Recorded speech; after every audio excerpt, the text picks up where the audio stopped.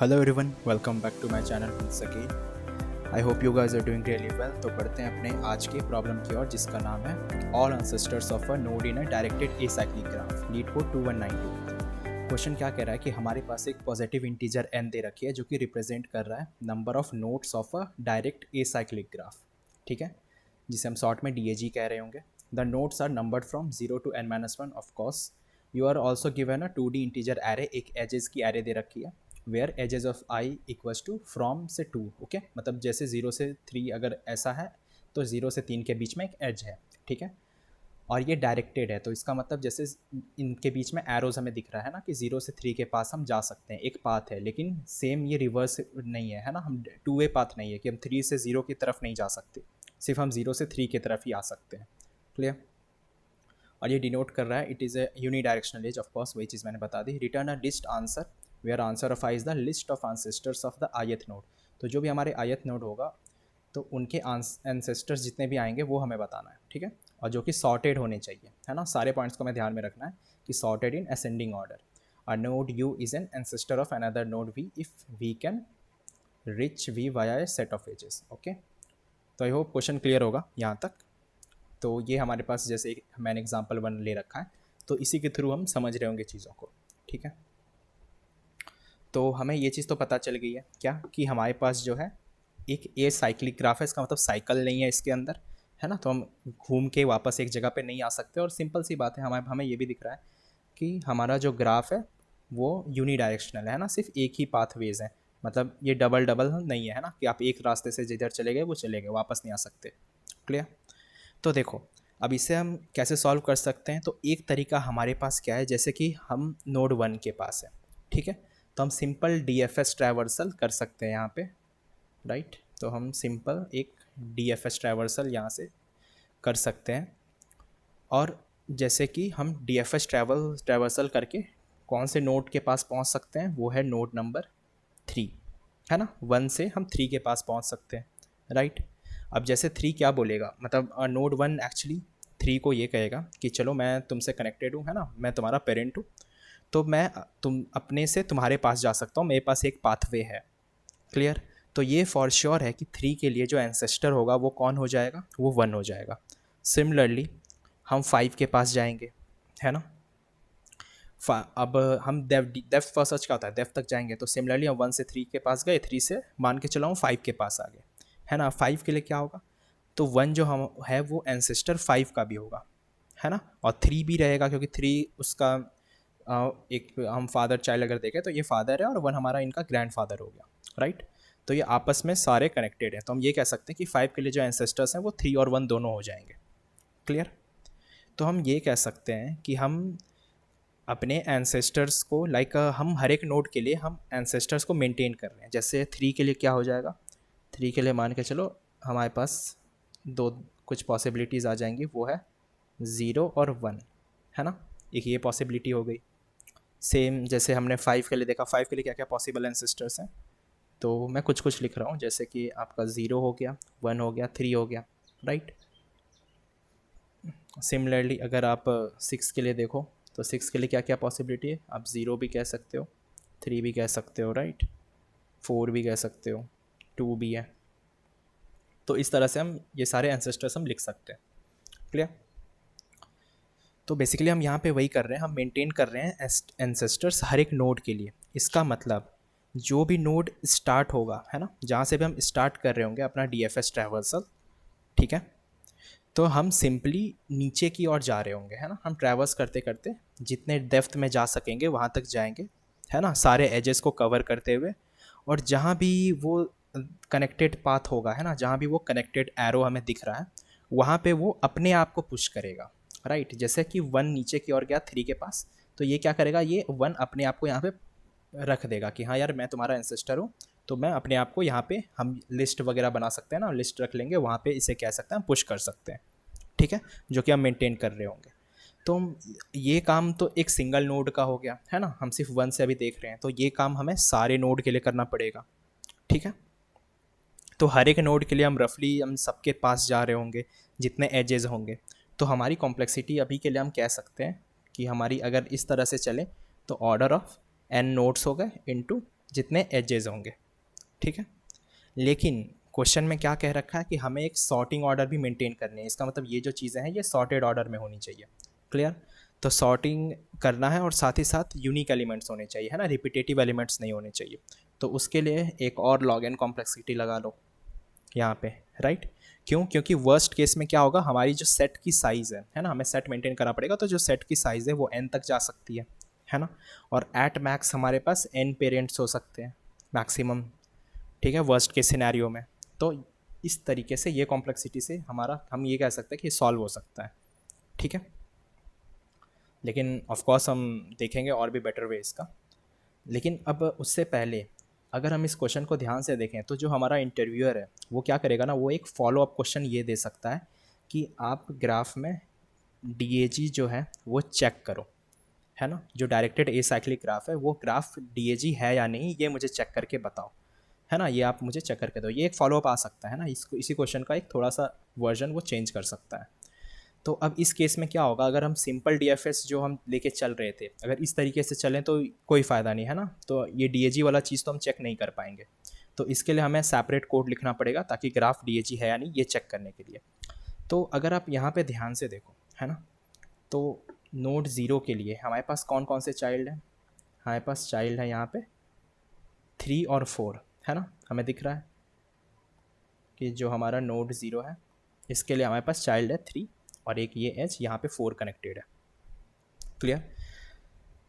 तो जब वो कंप्लीट करेगा, है ना, नीचे की ओर जाएगा तो ये इन्फॉर्मेशन क्या देगा 3 और 4 का, है ना। 3 और 4 के पास 0 0, है ना, और ये ख़त्म हो जाएगा, है ना, कि हाँ यार मैं नीचे गया और जो मैं इनका एंसेस्टर हूँ तो मैं इनके पास चला गया, ठीक है, और मैं यहाँ पे एंड हो गया, ठीक है।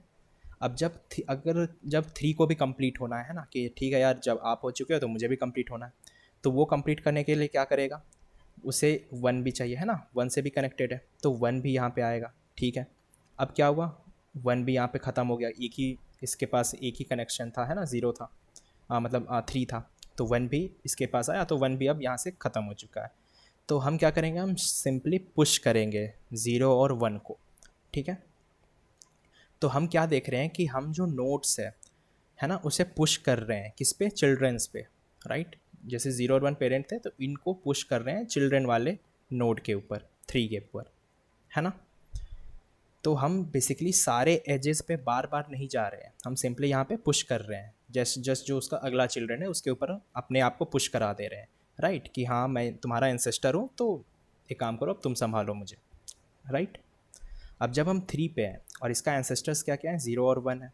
अब 3 भी किसी का पेरेंट है, राइट, 3 भी तो पेरेंट है। तो जैसे सपोज ये 5 के पास आया, अब 5 को ये क्या बोलेगा कि यार मेरे जो एंसेस्टर्स हैं उनको तो तुम रख ही लो और साथ ही साथ मुझे भी रखो। क्लियर, कि मेरे जो एंसेस्टर्स थे 0 और 1 वो तो तुम्हारे भी एंसेस्टर हो गए, राइट, और जो 3 जो कि मैं खुद हूँ मुझे भी साथ में आप रख सकते हो। क्लियर। तो हम स्टार्ट कहाँ कर रहे हैं, हम स्टार्ट कर रहे थे उस नोड पे जहाँ से जिनका इन डिग्री जो है वो क्या है, वो 0 है। इन डिग्री मतलब इनके तरफ कोई भी एरो नहीं आ रही है। अब ध्यान दो यहाँ से सिर्फ एरोस निकल रही है ना, आउट डिग्रीज हैं, इन डिग्री कोई भी नहीं है, राइट। तो जिनका भी इन डिग्री 0 है हम उन नोड से स्टार्ट कर रहे हैं। क्लियर। तो ये भी हमारा इन डिग्री वाला नोड है। क्लियर। और इन नोट्स हम एग्जाम्पल मतलब इन नोट्स को हम कंसिडर करके हम नीचे की ओर जा रहे हैं। उसी तरीके से जैसे हम 0 और 1 के लिए हम कवर अप कर लेंगे, ठीक है। हम नीचे की ओर जाते जाते जो जो एंसेस्टर्स हैं उनको मार्क करते हुए जाएंगे। क्लियर। और उसी तरह फिर हम अपने अगले कैंडिडेट के ऊपर जाएंगे, जैसे हमारा अगला हो गया 3 वाला, राइट। और उसके लिए जो हमारी इन डिग्रीज होंगी उनको हम देखेंगे। तो इस ट्रैवर्सल को हम क्या कहते हैं कि हम ऊपर से नीचे की ओर जा रहे हैं, जिनका इन डिग्री 0 है पहले उसे कंसिडर कर रहे हैं, उसके थ्रू हम नीचे की ओर जा रहे हैं। तो इस अप्रोच को हम कहते हैं टोपोलॉजिकल सॉर्ट, ठीक है, इसे हम कहते हैं टोपोलॉजिकल सॉर्ट। क्लियर। क्यों? क्योंकि अब जैसा कि हमने देखा कि हम जो सॉल्व कर सकते हैं वो सिंपल DFS के थ्रू भी कर सकते हैं, लेकिन जो हमारा फॉलो अप होगा, है ना, और खासकर जो प्री फॉलो अप हो सकता है ना, कि क्वेश्चन में आप आगे बढ़ने से पहले मुझे ये बताओ कि जो हमारा ग्राफ है वो डायरेक्टेड एसाइक्लिक ग्राफ है या नहीं, है ना। तो ये हमारा डायरेक्ट सिंपल डीएफएस से हमें सॉल्व नहीं हो सकता वो, राइट। तो टोपोलॉजिकल सॉर्ट में क्या होगा ना, हमारा ये क्वेश्चन का भी काम हो जाएगा और जो ग्राफ डीएजी है या नहीं ये भी काम वो कर देगा, है ना, वो भी वो देख सकता है साथ ही साथ। क्लियर यहाँ पे? आई होप इस पार्ट तक किसी को डाउट नहीं है। अब टोपोलॉजिकल सॉर्ट काम कैसे करता है, तो इसके पास बेसिकली क्यू होती है ना, ये क्यू इम्प्लीमेंट करता है। और अगर हमारा क्यू एम्प्टी नहीं है, इसका मतलब एम्प्टी नहीं है, इसका मतलब कुछ एलिमेंट्स पक्का होंगे वहाँ पे, ठीक है, जो कि विजिटेड नहीं होंगे। और अगर ऐसा कोई सिनेरियो है कि कुछ एलिमेंट्स पड़े हुए हैं और वो विजिटेड नहीं है, तो हम कह सकते हैं ग्राफ हमारा डीएजी है ना। ध्यान से सुनना इस चीज़ को कि अगर हमारा क्यू एम्प्टी नहीं है और हमारे पास कुछ एलिमेंट्स मौजूद हैं वहाँ पे ऑब्वियसली, और वो विजिटेड नहीं है, राइट, तो तब हम कह सकते हैं कि ग्राफ हमारा डायरेक्टेड एसाइक्लिक ग्राफ है। क्लियर? तो हम देख सकते हैं कि हमें पता है हमें सिंपली क्या करना है। तो जैसे कि हमारे पास ज़ीरो है ना, तो हम यहीं पे देख लेते हैं, इसको मैं मिटाता हूँ इस वाले पार्ट को, राइट। तो जैसे कि हमारे पास यहाँ पे ज़ीरो है, ठीक है, फ़िलहाल के लिए उसकी एम्प्टी ज़ीरो है, मतलब फ़िलहाल के लिए उसका एंसेस्टर कोई भी नहीं है ना, हम ज़ीरो से स्टार्ट कर रहे हैं इस वाले पार्ट से।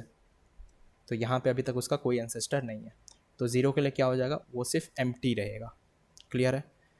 और ज़ीरो अपने नेक्स्ट वाले को क्या पास करेगा, जो हमारा अगला एलिमेंट है उसके लिए वो खुद तो एम्प्टी पास करेगा, साथ ही साथ वो खुद को भी ऐड कर लेगा, है ना, उसे अपने नेक्स्ट वाले के लिए पास कर देगा। सपोज़ 3 है यहाँ पे, तो वो खुद को भी पास करेगा कि एम्प्टी तो जाएगा ही क्योंकि मेरे पास एम्प्टी था, और एक खुद भी मैं जा रहा हूँ, ठीक है, नेक्स्ट वाले के पास। ठीक है, सिमिलरली जो हमारा नोड 1 है, अगर ये वाले नोड को कंसिडर करें तो ये क्या पास करेगा, ये भी एक एम्प्टी और 1 खुद भी पास करेगा, है ना। 1 ये एम्प्टी इसका एंसेस्टर हो गया, 1 का एंसेस्टर है। क्लियर? आई होप आपको क्लियर हो रहा होगा ये वाली चीज़। ठीक है, तो हम सिंपली कह सकते हैं कि हम रफली सारे एजेस पे विज़िट कर रहे होंगे, राइट, हम सारे एजेस के ऊपर यहाँ पे विज़िट कर रहे होंगे, जिसकी कॉम्प्लेक्सिटी यहाँ पे हो जाएगी ऑर्डर ऑफ ई, है ना, जितने नंबर ऑफ़ एजेस होंगे। लेकिन हमें सिर्फ एजेस विज़िट करने से कोई फ़ायदा नहीं होगा, हमें सारे नोड्स को भी ट्रैक में रखना है ना, जितने भी नोड होंगे, कि हर एक नोड के लिए वहाँ पे क्या क्या नंबर्स आ रहे हैं ना, क्या क्या एंसेस्टर्स आ रहे हैं, तो हमें उसका भी ध्यान रखना पड़ेगा। तो उसके लिए हमें ऑर्डर ऑफ एन एक्स्ट्रा लगेगी। क्लियर? तो एक हम वर्स्ट केस सिनेरियो देखते हैं, जैसे कि मेरे पास ऐसा सा कुछ है, 0 1 2 3 और 4, है ना, सपोज ऐसा सा कुछ है। अब अगर इसका हम देखें टोपोलॉजिकल सॉर्ट में एंसेस्टर्स अगर फाइंड करने गए तो कैसे होगा, तो ज़ीरो के लिए फ़िलहाल यहाँ पे जैसे मैंने बताया था कि यहाँ पे तो एम्प्टी रहेगा, है ना। 1 के लिए क्या होगा, तो जो एम्प्टी है वो तो है ना, और जो ज़ीरो है ना, वो भी आएगा। ठीक है, ये दोनों आ गया, राइट, ये दोनों ज़ीरो, ये ज़ीरो खुद भी बन के आएगा। क्लियर? अब जो हमारा नेक्स्ट एलिमेंट क्या आ रहा है, 2 आ रहा है, 2 के लिए क्या होगा, एम्प्टी और ज़ीरो, ये तो आएगा ही, है ना। साथ ही साथ जो हमारा 0 और 1 है ना, 1 खुद भी अब आएगा, राइट। क्लियर है यहाँ पे? तो यहाँ पे एक और चीज़ आनी चाहिए, यहाँ पे भी एक 0 होनी चाहिए, है ना।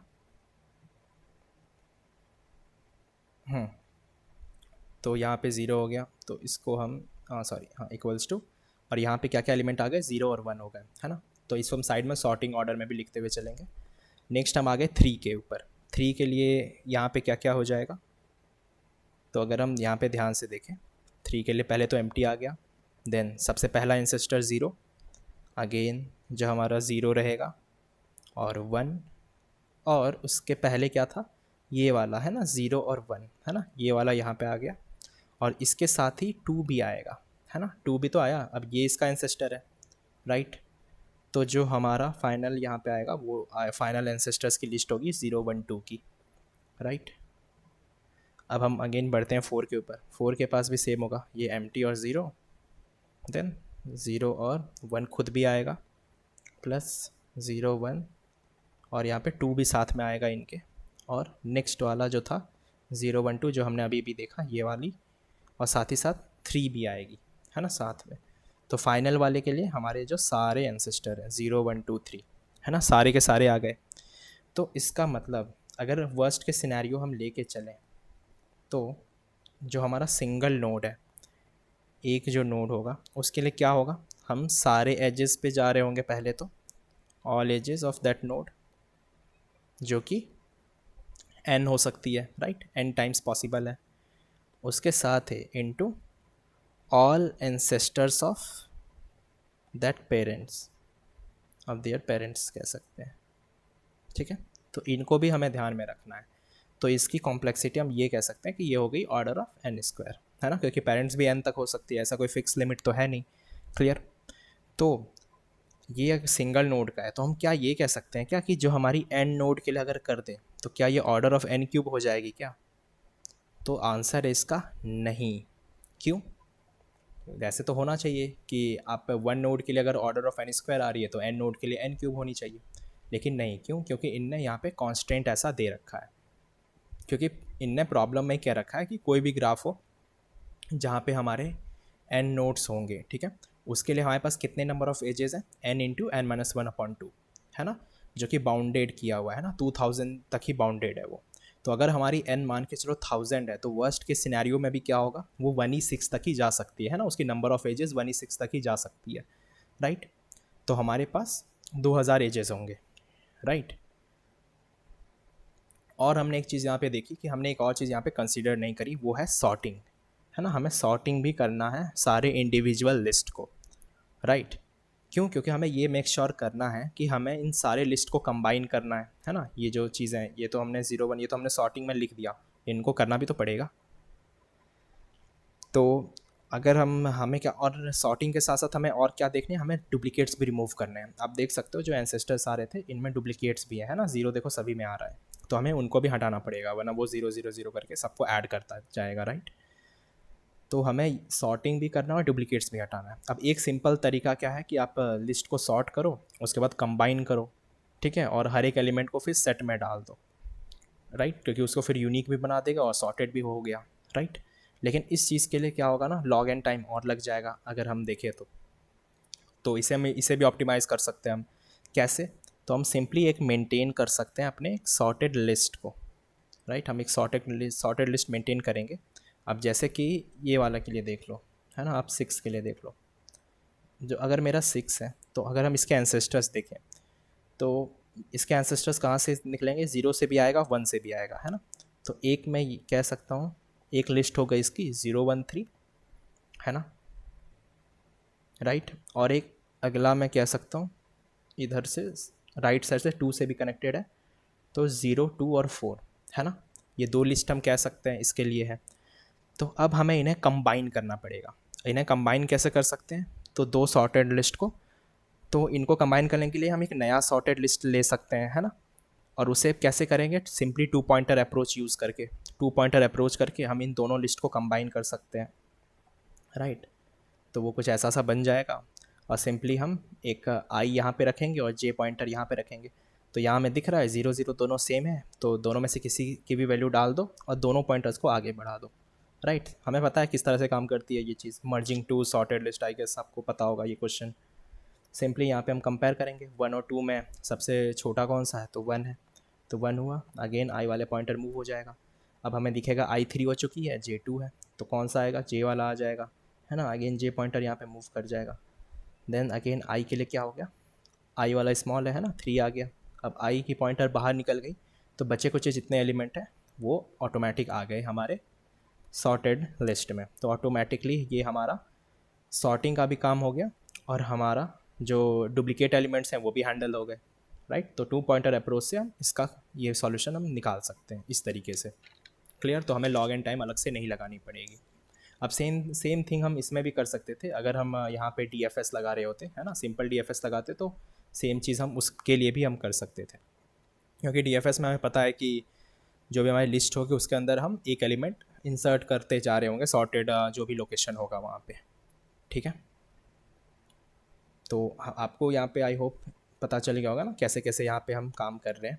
तो बेसिकली इसका मेन कंसेप्ट वही था कि हम टोपोलॉजिकल सॉर्ट यहाँ पे क्यों यूज़ कर रहे हैं, क्योंकि अगर ग्राफ DAG नहीं भी होगा ना तो हमारे कोड से पता चल जाएगा, है ना। वो फॉलोअप क्वेश्चन के लिए मैं यहाँ पे एक्स्ट्रा लिखा हूँ कि जो हमारा फॉलोअप अगर पूछ दिया किसी ने, कि जैसे इनने तो कह रखा है कि वो DAG है, लेकिन अगर कोई किसी ने पूछ दिया कि मुझे ये भी चेक करके बताओ कि वो DAG है या नहीं है, तो आप अगर DFS के अप्रोच से जाओगे तो अलग से उसका और कोड लिखना पड़ेगा। और टोपोलॉजिकल सॉर्ट में क्या हुआ, वो ये भी चेक कर देगा कि वो DAG है या नहीं है, और जो आपका सॉल्यूशन है वो तो आपका आ ही गया साथ ही साथ, तो आपका ही फ़ायदा है इस केस में, राइट।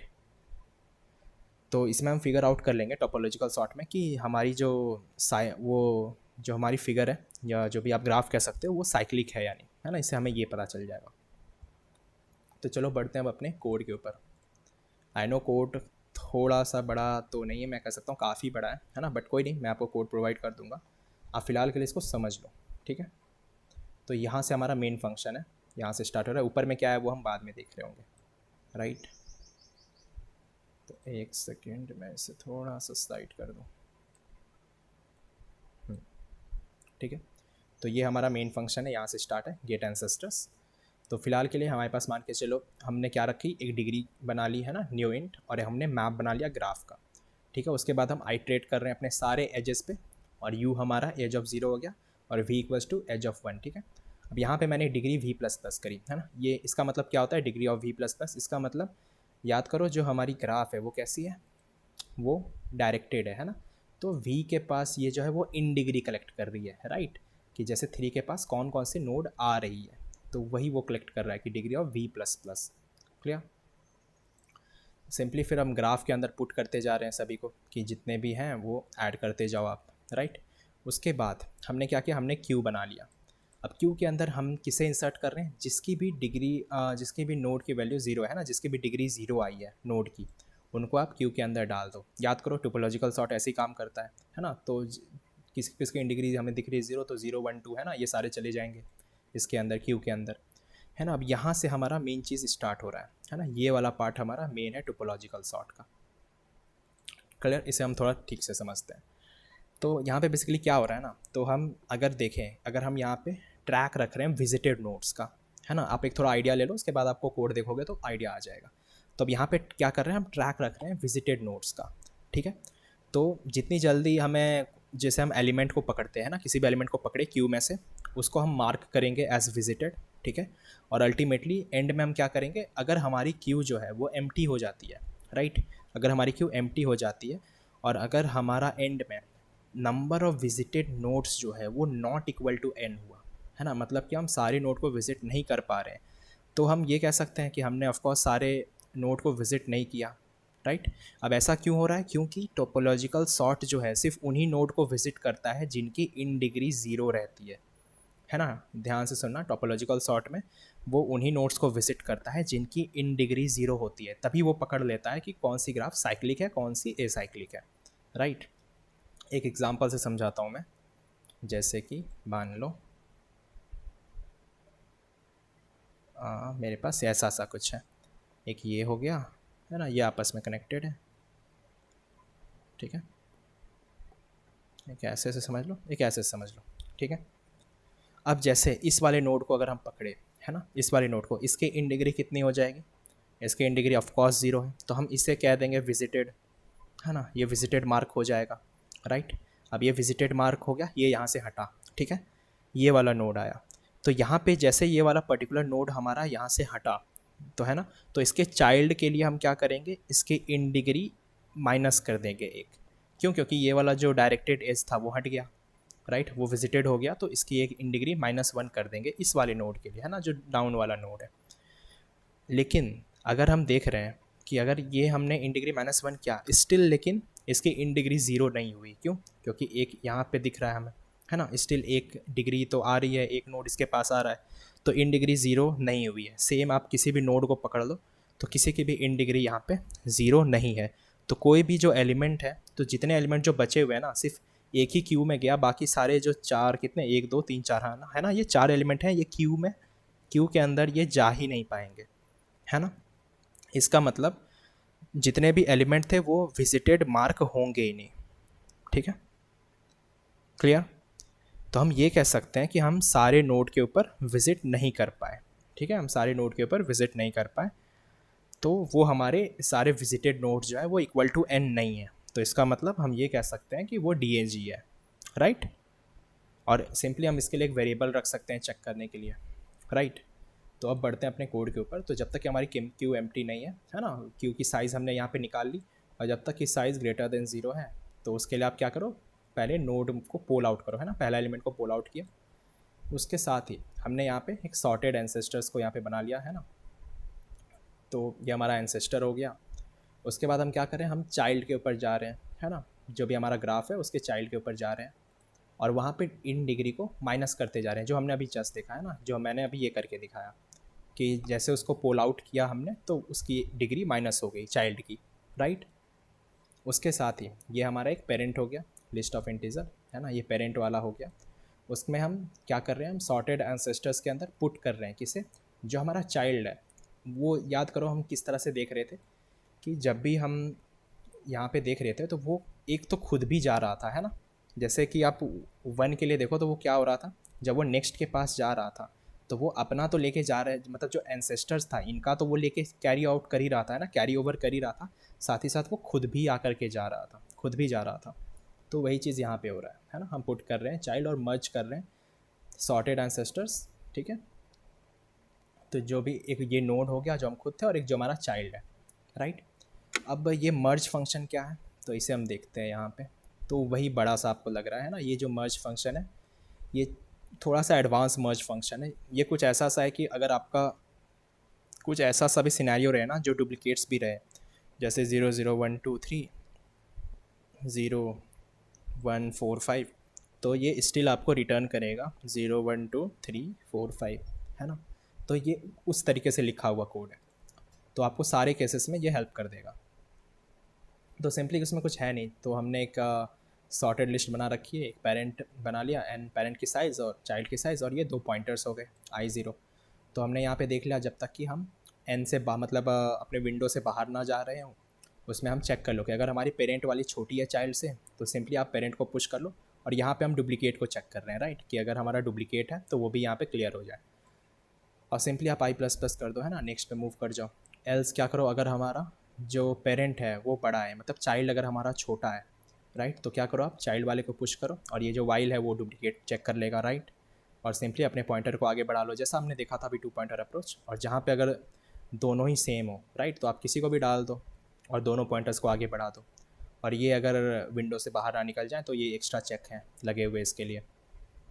ये सेम है कि आप चेक करो कि अगर हमारा जो कंडीशन है वो फॉल्स ना हो जाए, है ना, डुप्लीकेसी हैंडल करने के लिए, और सिंपली आप इसे कैरी आउट कर सकते हो, है ना, ऐड कर दो पेरेंट और चाइल्ड को और अपने पॉइंटर्स को आगे बढ़ा लो, और फाइनली हम रिटर्न कर देंगे अपने सॉर्टेड लिस्ट को।